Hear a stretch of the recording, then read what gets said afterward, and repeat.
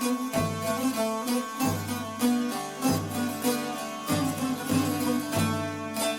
and welcome to the Mejlis podcast, Radio Free Europe, Radio Liberty's current affairs talk show focusing on Central Asia. I'm Bruce Pannier, host of the Mejlis and author of the weekly Central Asia in Focus newsletter.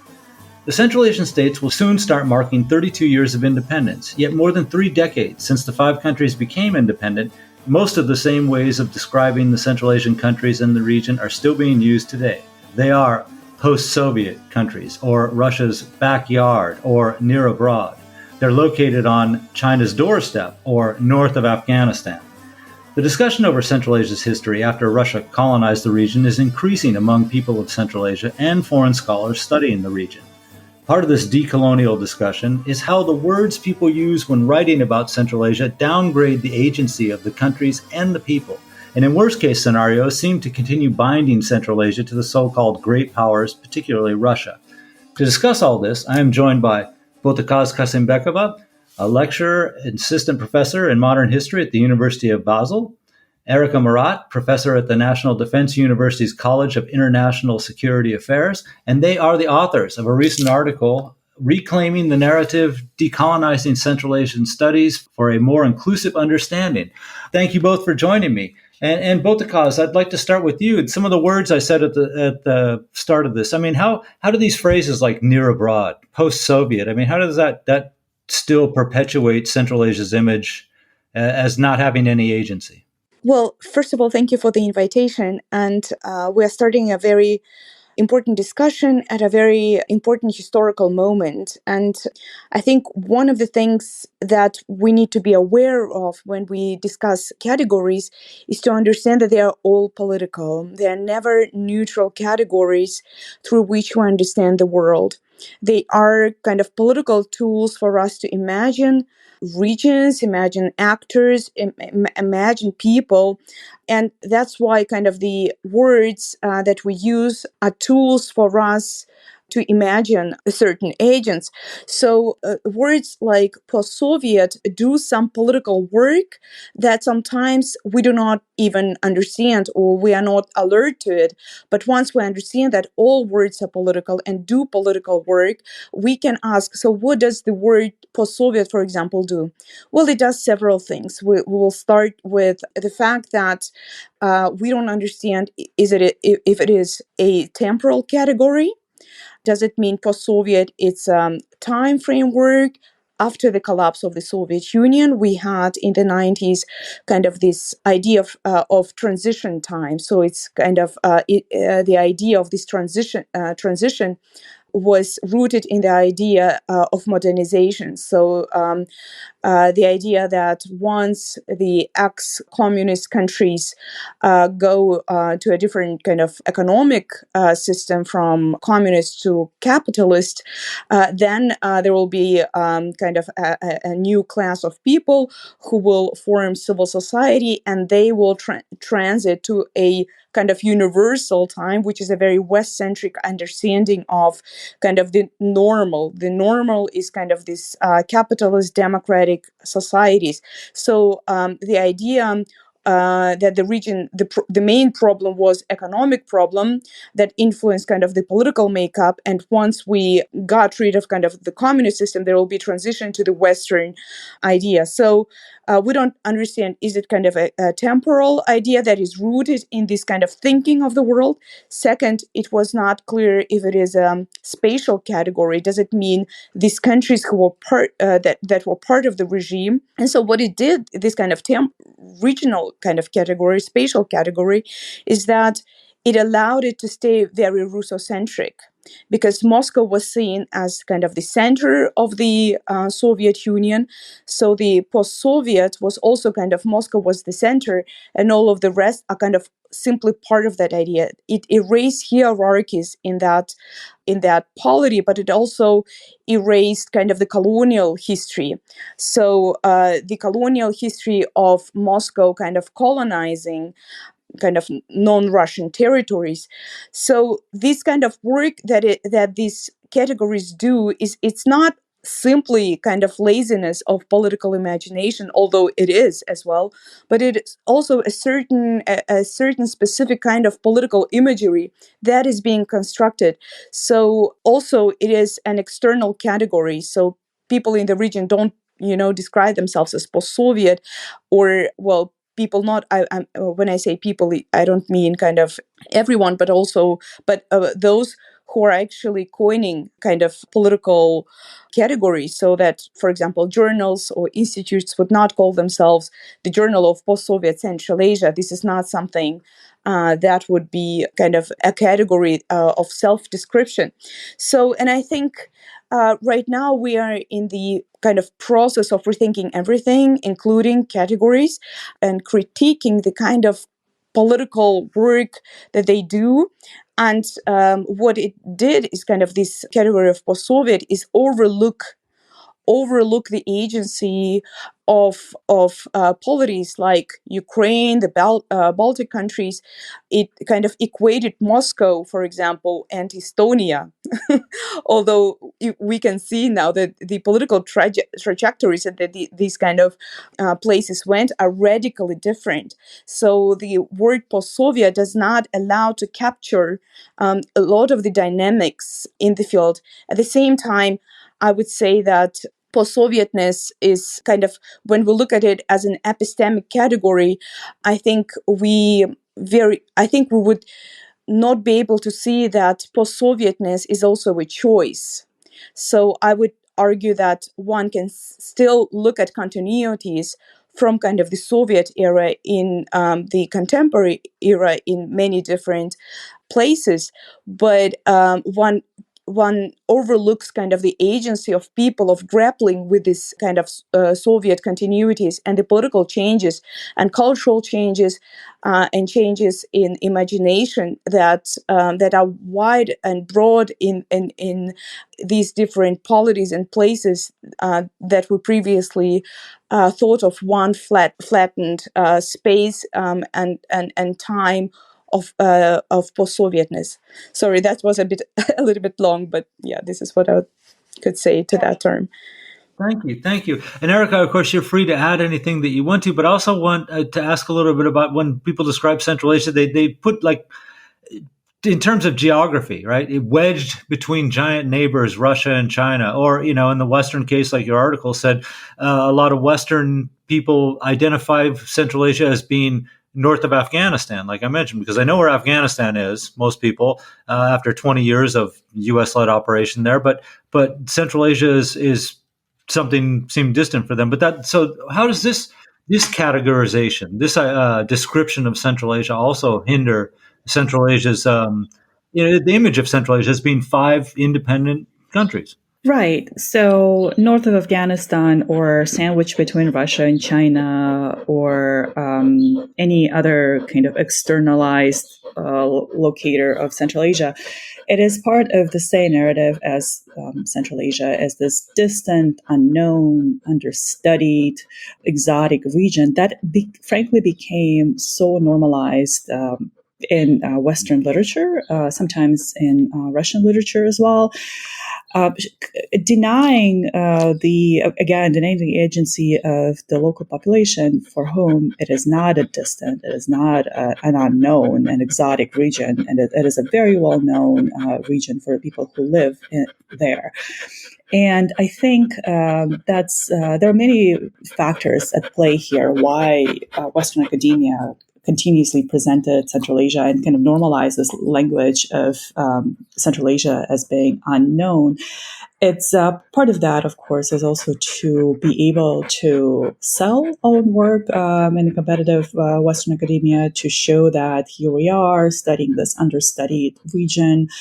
Part of it is also, I think, lack of understanding of the region and lack of connection with the region, sustainable connection with the region among Western scholars who sometimes come for a brief period of time and extract knowledge from local sources and then produce their academic works. And part of it is also this lack of awareness of the connection to your field and as being ethical area studies specialist or let's say political scientist, anthropologist, sociologist who studies an area.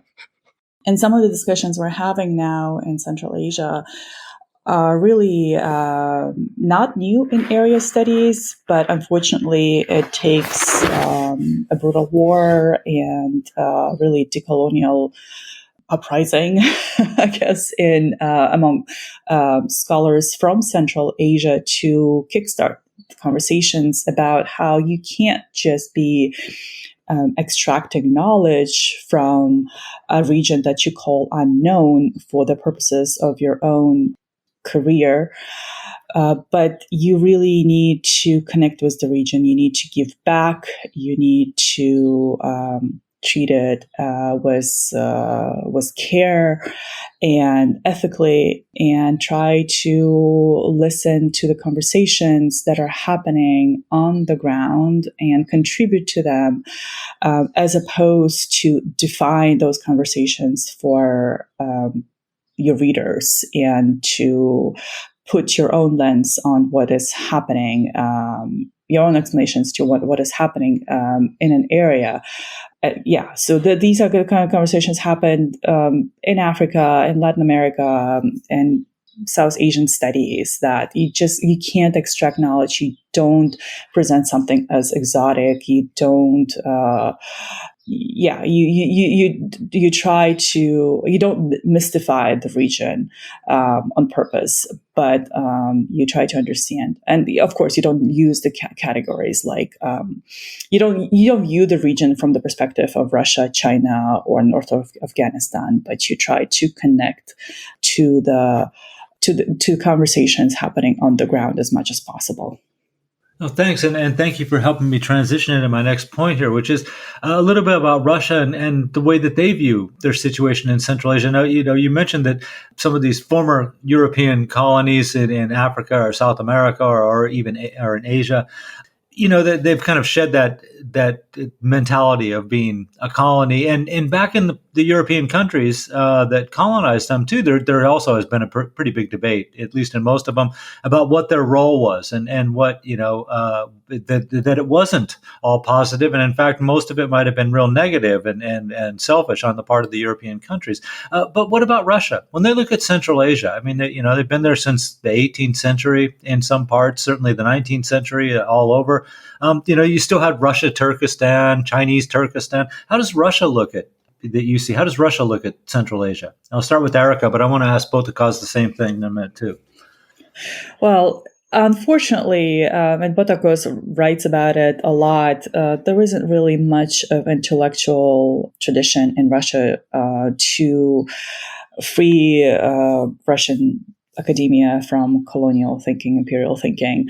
And it is really a normal thing for which a lot of Russian intellectuals will argue that it's okay for Russia to call countries post-Soviet. It's okay to call countries formerly occupied by the Soviet regime as the near abroad. They don't see any politicization in those categories. They see them as neutral, as natural, and that's really unfortunate. And I'm afraid to say, but the countries that were formerly occupied by the Soviet regime, by Russia, they are far ahead in their discussions and their awareness of what the Soviet and Russian occupation meant and what Russia today is as an imperial power than Russian academia. And I'm not just saying Russian academia in Russia and Moscow and St. Petersburg. Unfortunately, in the West as well, we see lots of native Russian scholars, again, from larger cities. That's a whole other conversation to have about how Western academia hires Russian specialists from major cities in Russia. But anyways, even among Russian studies in the West, we don't see this awakening that is happening all around Russia, from Ukraine to, of course, the Baltic states, to the Caucasus, Central Asia, Moldova. Russia is really behind. And I'm not sure. This war has not really provoked any deeper thinking in that sense. There are some notable scholars, of course, who are genuinely trying to reprocess Russian history and Russian foreign policy today. But overall, the field has been stagnant. I don't know what else it would take for Russian intellectuals to be in tune with what countries that were formerly occupied by the Soviet regime are currently going through. So, yeah, that's a big dilemma. This is something that I did not expect we would be talking about today. Okay, thank you. Okay, Botakoz, on to you then. How important is it for Russia to do a reassessment of its history and come to terms with the fact that it was a colonizer in Central Asia? And how important is it for the Central Asians that Russia start to do that? Well, yes, thank you. I will first come to your original question in how is Russia imagining kind of the non-Russian kind of polities. And the explosion of Kakhovka, the narratives around the explosion of Kakhovka, I think revealed an important dynamic that unites not only kind of the official Russian understanding of the Soviet past, but also I think is deeper rooted, grained in kind of Russian intellectual currents, but also wider population. So one of the kind of narratives around it, and a kind of a German academic website that explains kind of East European history also wrote about it, and I totally agree, and this was kind of my understanding of it as well, is that the idea was that we build these dams, so we have the right to destroy them. So we developed Ukraine and we have the right to destroy all the infrastructure that has been there. So kind of the idea that Moscow developed non-Russian countries, that developed Ukraine, brought it kind of literacy, industrialization, and that's why they own us. And that ownership, that kind of claim to control that space should be one of gratitude. And so these kind of the narratives around the explosions of Kakhovka, which is crime, was actually kind of contextualized in that Russian imperial understanding of how it claims its power to own the wider region. And so that kind of blindness to imperialism that we see, that Erica was just talking about, is actually rooted in the self-understanding of kind of Russian national idea, which states that we brought modernity and civilization to our current colonies, but also our former colonies. And so that's why the word colony doesn't make sense, because we are the victims. We sacrificed our own well-being and our own prosperity for them, so they should be grateful to us. And that there lies a failure to process the Soviet past, because a lot of the poverty of the 1990s, but also 1980s, and actually when I look, I'm a historian of the Soviet Union. For a long time, I thought that the only time when Soviet citizens lived more or less okay, where they were not hungry, was from 70 to 85. But now my research, the current book that I'm writing, I find a lot of kind of empirical data that shows that actually even from 1970 till 1985, there were a lot of shortages, a lot of economic problems. A lot of people didn't have access to products like milk, cheese, meat, even healthcare. So even that, my understanding that in the Soviet Union, only for 15 years, people could live without, shortages, hunger, etc. Even that doesn't stand the ground. But so kind of a lot of the problems that Russians themselves experienced during the Soviet regime was not handled with, and a lot of kind of the political actors that abuse this term, that we fed them, we fed the Caucasus, we fed Central Asia, we developed Ukraine, and they're not ungrateful, has many different reasons. But one is kind of the narrative of victimhood, the narrative of kind of us giving them and them not being grateful, and that was again striking, but not absolutely not surprising that exactly these narratives surround today's kind of war, Russian propaganda, and also explicitly the recent events, but also. This is how kind of Russian intellectuals, but also the Russian state and the Russian public imagine the wider region. And it will take time to kind of deconstruct these narratives.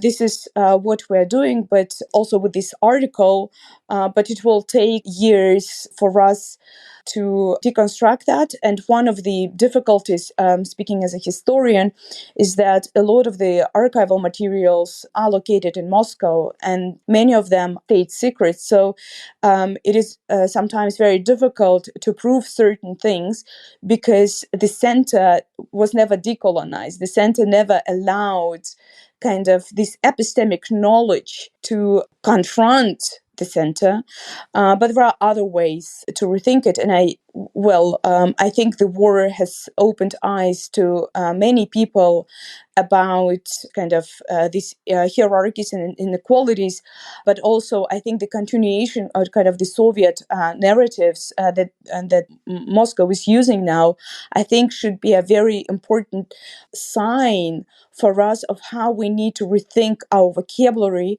and to rethink the narratives that very often in the West have been uncritically adopted simply because Moscow was seen as an equal partner in the conversation about the Soviet past, whereas scholars in Ukraine, in the Caucasus, and Central Asia were not seen as equal partners. Moscow has skillfully created a narrative of nationalism, of kind of Ukrainians being nationalists, Georgians being nationalists, everyone being nationalist, and this was uncritically been adopted in Western academia. So hopefully now there will be a rethinking of that. I don't know what it will take for Russian scholars to actually seriously start thinking about it. One of kind of my understandings is that an empire needs imperial narratives, an empire needs imperial consciousness. So, and this is why it is so kind of ingrained.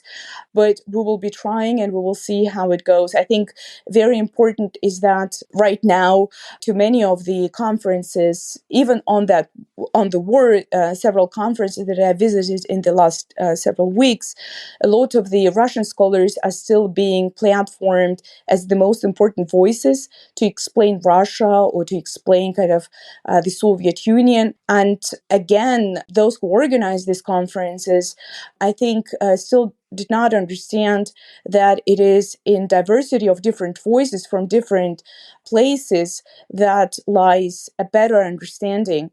And so far, we still have these imperial structures and imperial understandings of who has the right to interpret realities. I think they're still there, and hopefully this will change.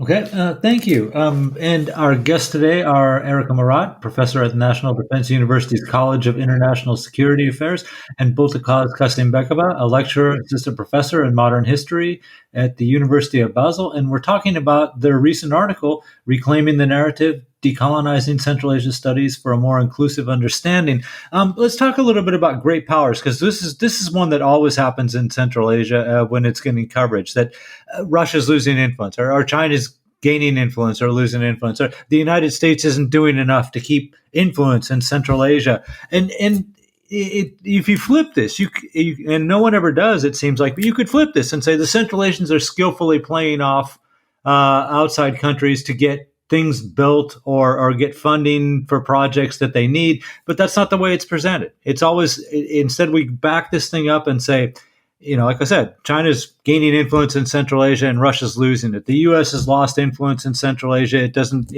why, how much does that harm the image of Central Asia, that they seem to be is something that these bigger powers are fighting over all the time. And again, the Central Asians just seem to be victims of whatever the great powers are doing. I'll start with you, Botakoz. Well, that's a very good question. And I think, I think that, of course, rethinking the concepts and the narratives that we use to interpret the region is important, but of course, we need to stay also realistic about the geopolitical realities as well.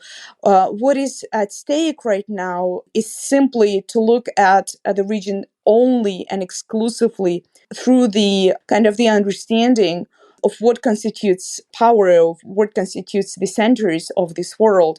So I would say that, of course, we need to look at kind of how Russia looks at the region or how China looks at the region and what do they imagine their interest is. But however, one needs really, as you said, to understand how people in Central Asia understand. But also, when we talk about Central Asia, all different 5 countries are different.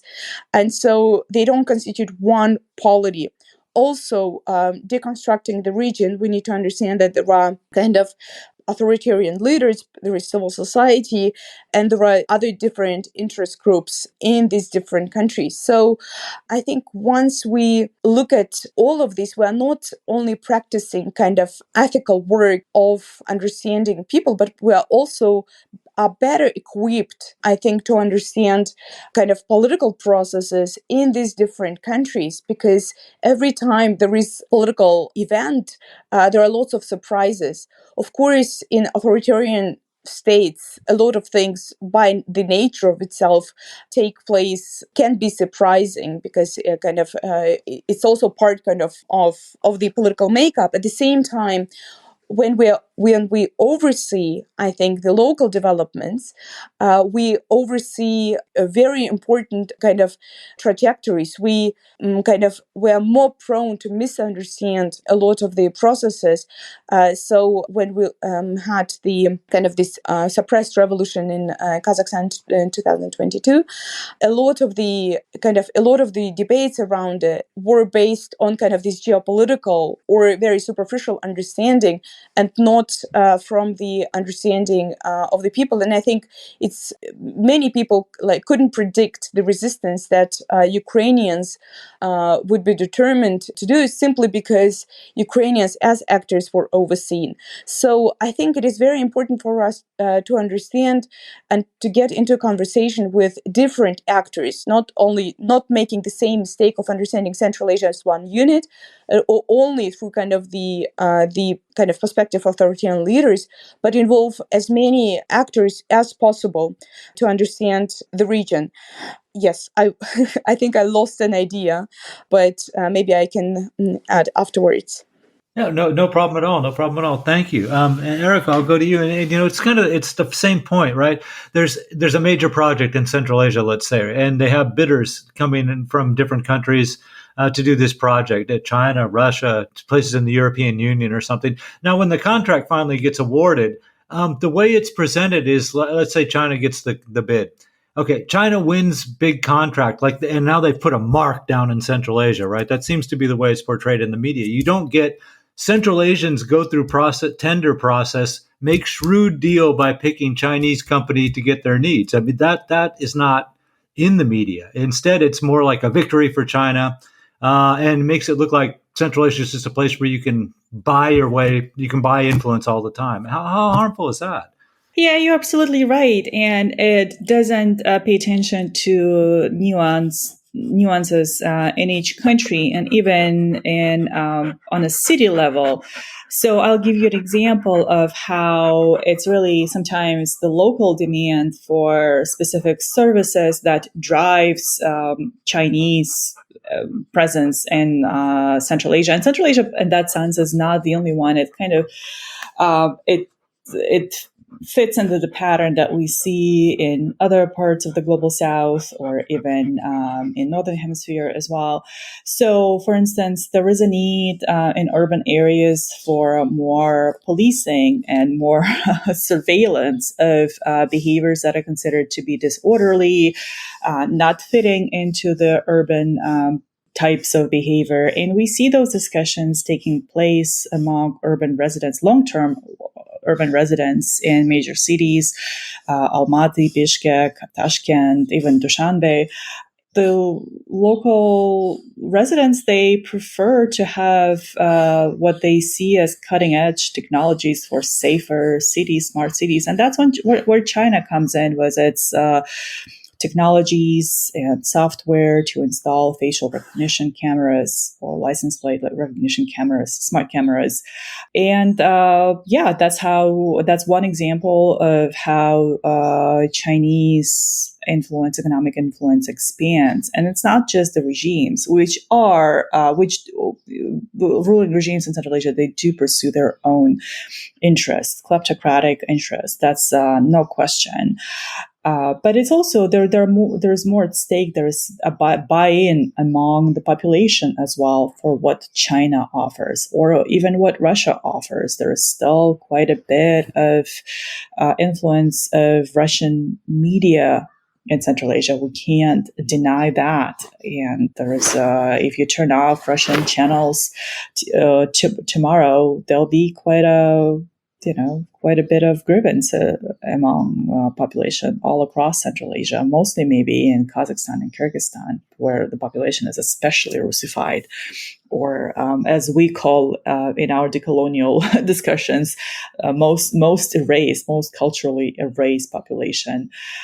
It's not necessarily a win for Russia and China, although those countries will take every possibility to exert their influence anywhere in the world, including Central Asia. But there is a buy-in among various groups, among kleptocratic regimes, among urban residents, among business elites, entrepreneurs, into trading with Russia and China. And I'm just finishing a report, for instance, on how entrepreneurs in Central Asia, they are sometimes willingly participate in circumventing Western sanctions and helping Russia to import necessary goods for everyday use, but also some technologies that can be used in Russia's war in Ukraine. And the initiative for circumventing sanctions, so sanctions dodging is facilitated by Russia, of course, but then there is quite a agency among entrepreneurs also in Central Asia to trade with Russia. Not everyone does. There are some who disagree and will not trade with Russia, but there is enough people to find an opportunity and participate in those shadow economic activities and benefit from Western sanctions. So it's the picture on the ground is much more complicated than what we read in newspapers, and I think sometimes we are unable to understand the dynamics when something big happens. For instance, like as Botakoz was saying, as when protests unravel in Kazakhstan or in Uzbekistan, we don't really understand why they happen because we're so used to seeing the whole region as being part of, great game, great power competition, whatever else. Yeah. Okay, thanks. We're getting closer to the end, so I guess let's talk for the last topic. Let's talk about the Central Asian leaders themselves. I mean, they don't seem to be helping in the decolonial discussion at all. They have nothing but compliments about Russia. We just saw the Victory Day parade last month when, of course, everyone was happy to comment on their common effort during World War II, and none of the presidents were even born in World War II. But anyway, that seemed like some bond that would link them forever. I remember Akilbek Japarov, the chairman of the cabinet of ministers in Kyrgyzstan, last year when he met, I think, Mishustin, the Russian prime minister, and he said that Kyrgyzstan had been a partner of Russia for 300 years and would be for the next 300 years too.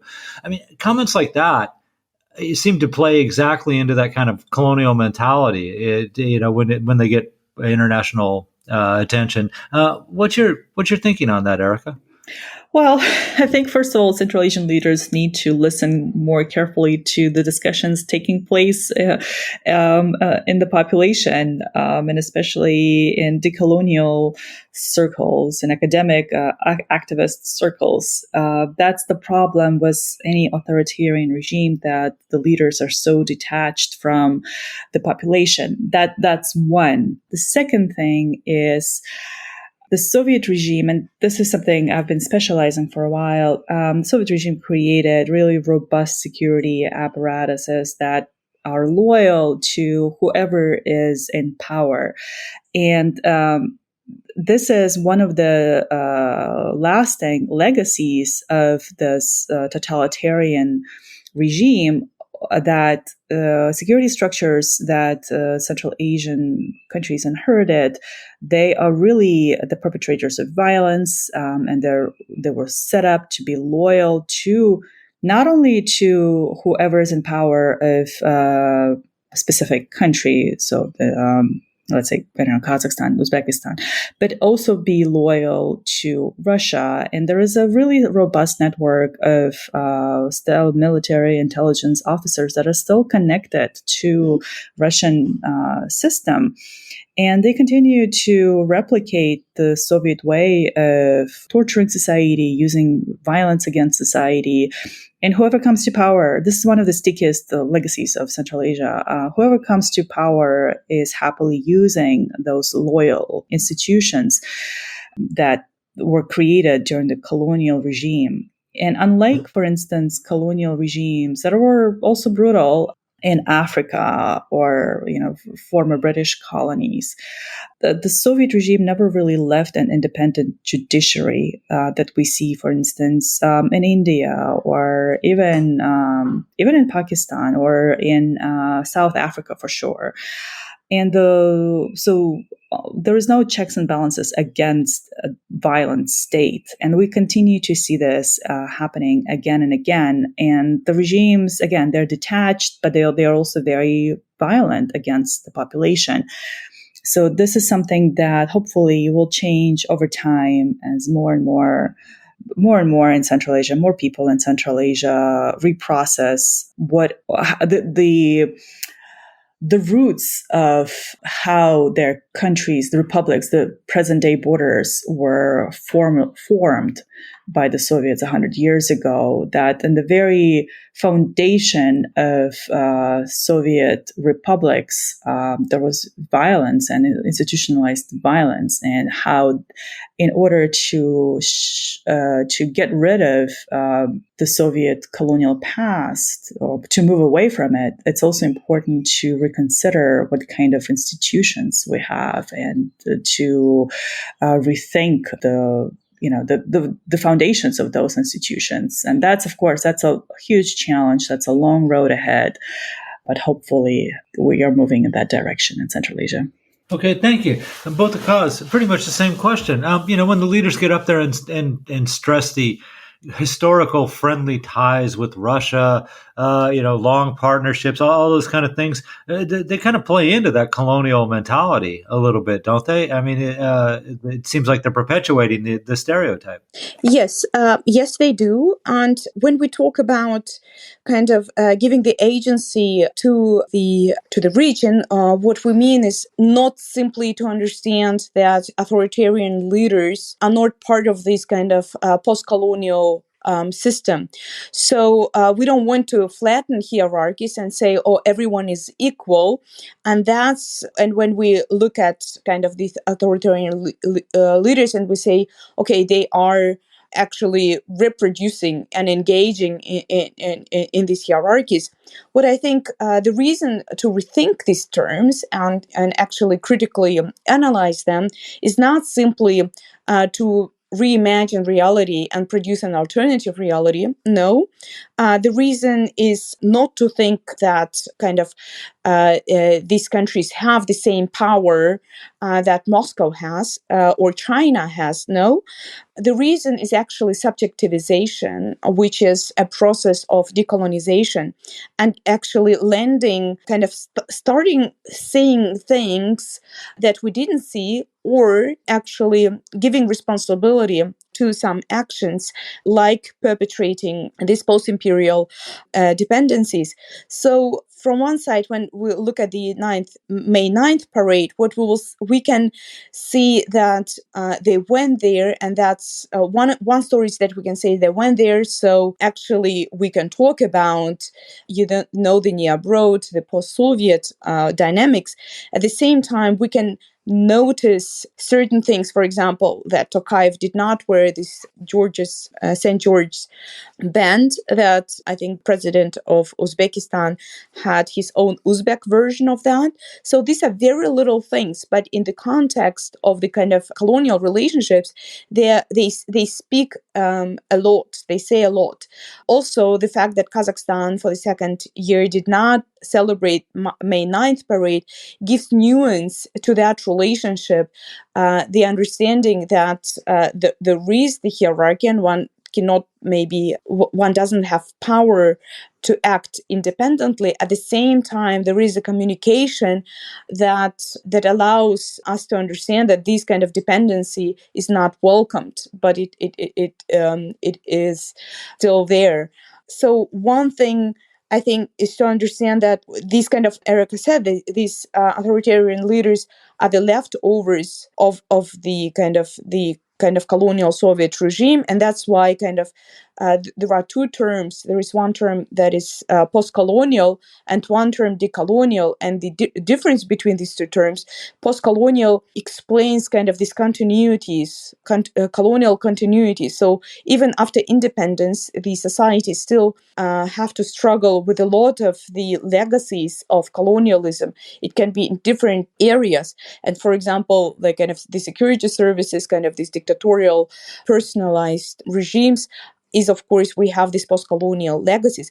The term decolonial is actually grappling with these post-colonial legacies and actually trying to do something about it, and kind of the process of finding a better language, but also trying to understand actors and what they do, rather than categorize them and then flatten them and essentialize them, gives us a very kind of different understanding. And why that is important? It's important not only that we will see tensions between Central Asian leaders and Moscow, but also we will see kind of what is happening in Central Asia and how they are searching for different realities, not only among the authoritarian leaders but societies. And this is not necessarily the same thing.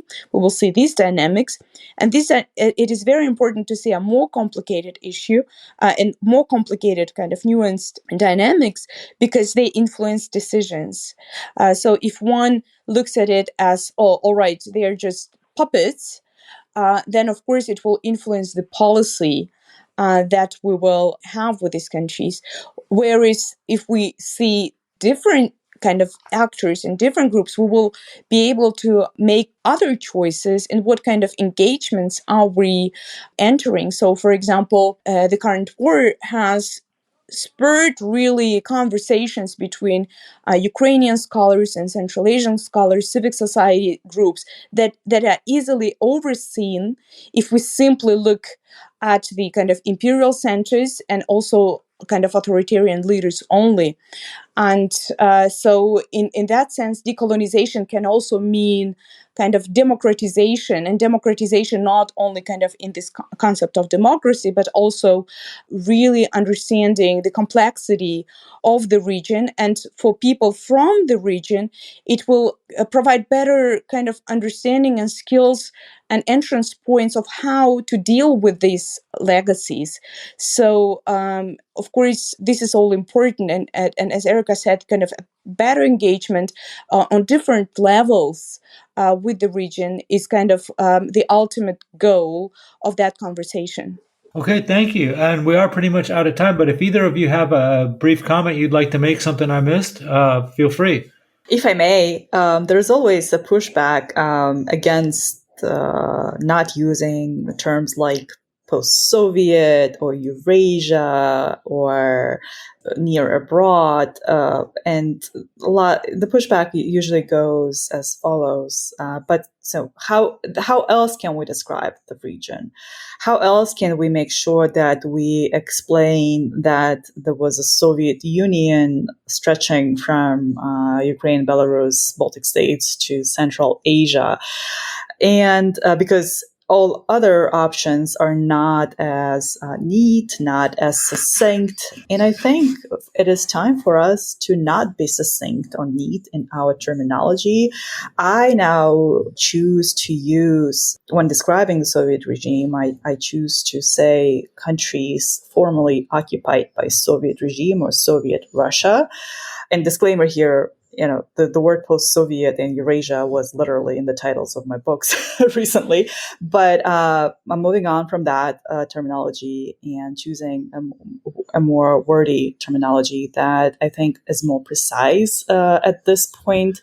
And it is completely okay not to label the many regions as Eurasia. That also has a political connotation. But name Ukraine or Eastern Europe, South Caucasus, Central Asia, all in one sentence, and that's okay if we name the regions as they are, as opposed to those catch-all categories.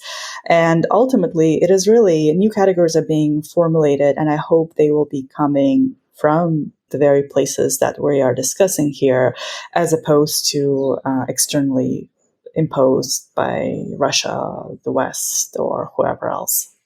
But thank you, Bruce. Always great conversations with you. No, thank you very much. And of course, I'll confess, I've seen these kind of terms in all kinds of people's papers. And I myself, I think I've used all these terms at one time or another in something that I've written. So I'm as guilty as anybody of this. So thank you. An enlightening conversation. I appreciate you both being here. Thank you, Botakoz, and thank you, Erica. And you can find their article in the Comparative Politics newsletter on the American Political Science Association website. Thank you also, of course, as always, a big thank you to Nathan Shoemaker, our Mejlis podcast producer in Washington, D.C. And a reminder, you can subscribe to the Mejlis podcast or the Central Asia in Focus newsletter by visiting Radio Free Europe, Radio Liberty's website at rfarl.org. Thank you very much, and we'll be back next week.